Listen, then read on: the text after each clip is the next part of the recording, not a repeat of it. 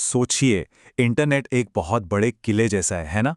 पर हर किले में कोई ना कोई कमजोर दीवार तो होती ही है। तो आज हम क्या करने वाले हैं? हम एक हैकर की तरह सोचना सीखेंगे। अब इसका मतलब ये नहीं कि हम किसी को नुकसान पहुंचाना सीख रहे हैं। नहीं, बिल्कुल नहीं। बल्कि हम ये समझने की कोशिश करेंगे कि ये हैकर्स आखिर उन कमजोरियों को ढूंढते कैसे हैं, ताकि हम बदले में और भी मजबूत और भी बेहतर सुरक्षा बना सकें। और यही तो सबसे बड़ा सवाल है ना? आखिर कैसे कैसे कोई एकदम सिक्योर दिखने वाली वेबसाइट में सेंध लगा लेता है? वो छिपे हुए दरवाजे मिलते कैसे हैं? तो चलिए, आज हम इसी रहस्य से पर्दा उठाते हैं। और मैं बता दूं, ये कोई जादू टोना नहीं है, बल्कि एक प्रॉपर तरीका है, एक मेथड है। तो चलिए सबसे पहले ये देखते हैं कि एक हमला होता कैसे है। हम वेब पर होने वाले दो सबसे आम, सबसे खतरनाक हमलों के बारे में बात करेंगे। आज हम इन्हीं को गहराई से समझने वाले हैं। तो सबसे पहला है एसक्यूएल इंजेक्शन या एसक्यूआई। अब ये क्या भला है? अच्छा, इसको ऐसे समझिए। मान लीजिए आप एक बैंक के कैशियर को एक जाली नोट देते हैं और वो आपको गलती से किसी ऐसे लॉकर की चाबी दे देता है जो आपका है ही नहीं। बिल्कुल यही काम अटैकर करते हैं। वो वेबसाइट के इनपुट फील्ड में जहां हम अपना नाम या पासवर्ड डालते हैं, वहां एक गलत, एक मैलिशियस कोड डाल देते हैं और सीधा वेबसाइट के डेटाबेस तक पहुंच जाते हैं। और दूसरा है क्रॉस साइट स्क्रिप्टिंग, जिसे हम एक्सएसएस भी कहते हैं। अब ये थोड़ा अलग है। सोचिए, किसी ने पब्लिक नोटिस बोर्ड पर एक खतरनाक क्यूआर कोड चिपका दिया। अब जो भी उसे स्कैन करेगा, उसके फोन में एक खतरनाक कोड, एक मलिशियस कोड चलने लगेगा। बस हैकर्स भी यही करते हैं। वो वेबसाइट्स में ऐसी खतरनाक स्क्रिप्ट्स डाल देते हैं जो दूसरे यूजर्स जो उस साइट पर आते हैं, उनका डेटा चुरा लेती हैं सीधे उनके ब्राउजर्स से। तो अब देखिए, यहाँ एक बहुत बड़ा और जरूरी फर्क है। एसक्यूएल इंजेक्शन सीधा सर्वर के खजाने पर, मतलब डेटाबेस पर हमला करता है, जबकि क्रॉस साइट स्क्रिप्टिंग सीधा यूजर को निशाना बनाता है, उनके ब्राउजर के जरिए। तो अगर हम किले वाली बात करें, तो एक हमला सीधा किले की तिजोरी पर हो रहा है और दूसरा किले के अंदर जो लोग हैं उन पर हो रहा है। तो ठीक है, ये हमले होते कैसे हैं? मतलब कोई बैठकर अंदाजा तो नहीं लगाता होगा? जैसा मैंने पहले कहा, ये कोई जादू नहीं है। इसके लिए खास तरह के टूल्स का इस्तेमाल होता है। ये एक पूरी व्यवस्थित प्रक्रिया है। ये देखिए, ये हैकर्स का पूरा शस्त्रागार है। कुछ जरूरी टूल्स जैसे बर्ब स्वीट, ये एक स्विस आर्मी नाइफ की तरह है, समझ लीजिए। ये वेब ट्रैफिक को बीच में ही रोककर उसमें मनचाहे बदलाव कर सकता है। और फिर है एसक्यूएल मैप जैसा टूल। ये तो ऑटोमेटिकली डेटाबेस में कमजोरियां ढूंढता है और उनका फायदा भी उठा लेता है। सच कहूं तो ये टूल्स हमलों को एक अंदाजे के खेल से निकालकर एक सटीक विज्ञान बना देते हैं। अब सवाल यह है कि इतने पावरफुल टूल्स के साथ कोई प्रैक्टिस कहाँ करे?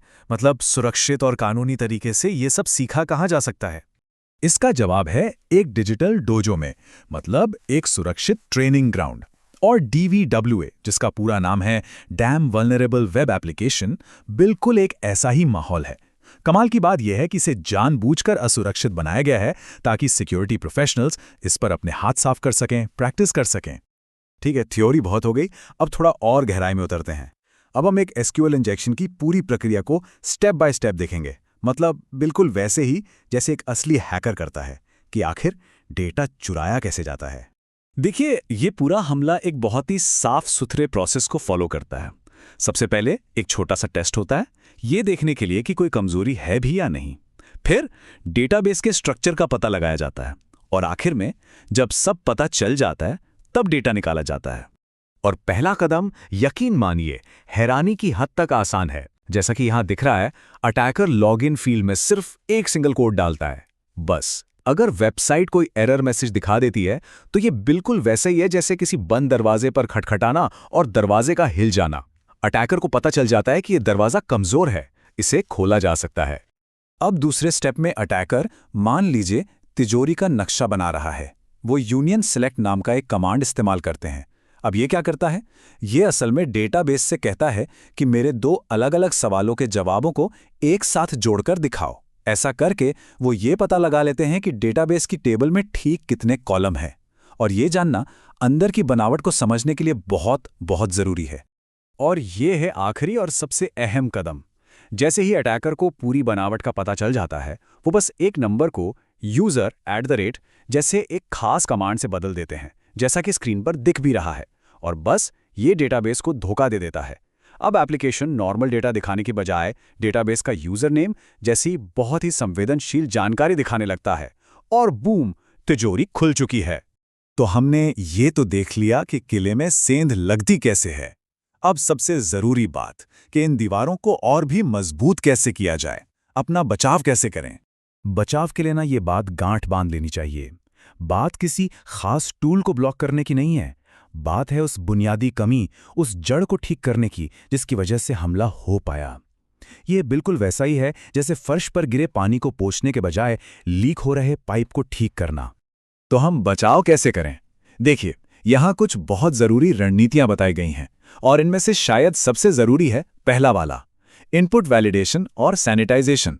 इसका एक सीधा सा मतलब है, यूजर से आने वाले किसी भी डेटा पर कभी भी भरोसा मत करो। उसे प्रोसेस करने से पहले हमेशा साफ करो और अच्छी तरह से जांचो। ये बिल्कुल एक नाइट क्लब के बाहर खड़े बाउंसर की तरह है जो दरवाजे पर हर एक की आईडी चेक करता है। अगर कुछ भी संदिग्ध लगा तो एंट्री नहीं मिलेगी। सिंपल। तो अब जब ये पता चल गया है कि हैकर्स अंदर आते कैसे हैं, तो अब ये सोचने वाली बात है कि जिन वेबसाइट्स को हम रोज इस्तेमाल करते हैं, जिन पर हम इतना भरोसा करते हैं, वो असल में कितनी सुरक्षित हैं। और ये सिर्फ एक थ्योरी का सवाल नहीं है, ये सवाल हमारी अपनी डिजिटल जिंदगी की सुरक्षा से जुड़ा है।